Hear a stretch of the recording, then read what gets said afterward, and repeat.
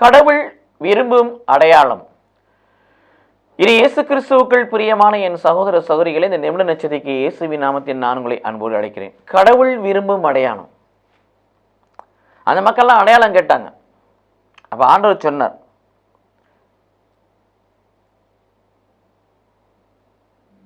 YONO Nineveh மக்களுக்கு அடையாளமா இருந்தார்.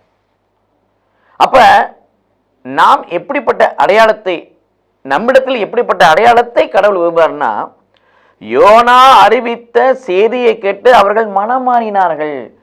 மனம் மாறுவதுதான் உண்மையான அடையாளம். யோனா அறிவித்த செய்தியை, நற்செய்தியை கேட்டு அல்லது செய்தியை கேட்டு, எச்சரிக்கையின் செய்தியை கேட்டு அவர்கள் எல்லோரும் அரசர் முதல் ஆண்டி வரை மனம் மாறினார்கள். அதுதான் அடையாளம். அற்புதம், அதிசயம், புதுமை பெரிய அடையாளம் கிடையாது.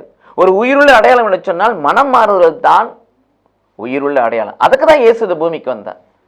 அதனால அவர் முதல் பிரசங்கமே மார்க் 1:15 வாசிக்கிறோம், மனம் திரும்பி நற்செய்தியை நம்புங்கள் சொன்னார். லூக்கா 19:10 எழுந்து போனதை தேடி மீட்கவே மனிதகுமாரன் பூமிக்கு வந்தார் என்று சொன்னார். ஆக மனம் மாறுவது ஆண்டவர் விரும்புகிற உண்மையான அடையாளம். இரண்டாவது, திருத்துதர் பணி 16:30-31 வாசிக்கிற பொழுது, ஆண்டவராகிய இயேசு கிறிஸ்து மீது நீ விசுவாசக்குள், நீ நம்பிக்கைக்குள், நீரும் வீட்டாரும் மீட்கப்படுவீர்கள். மனம் மாறணும், மீட்கப்படணும். அந்த மீட்புக்கு எது வழிவகுக்கிறது? ஆண்டவர் மீது கொள்ளுகிற விசுவாச நம்பிக்கை அக்குடும்பத்தாருக்கு மீட்பை கொடுக்கிறது. அப்ப மனமாறிய நாம் நம்முடைய நம்பிக்கையை, நம்முடைய விசுவாசத்தை உலகத்தின் மீதல்ல, நம் பாவங்களை மன்னித்து நம்மை மீட்டு கொண்ட மீட்பராகிய ஆண்டவராகிய இயேசு கிறிஸ்து மீது வைக்கின்ற பொழுது நம்பிக்கையை, விசுவாசத்தை, மீட்பு நமக்குள் பரிபூர்ணமாகிறது. இது இன்னொரு அடையாளம். இவ்வகையான இரு அடையாளங்கள் கடவுள் நம்மிடத்தில் எதிர்பார்க்கிற அடையாளம்.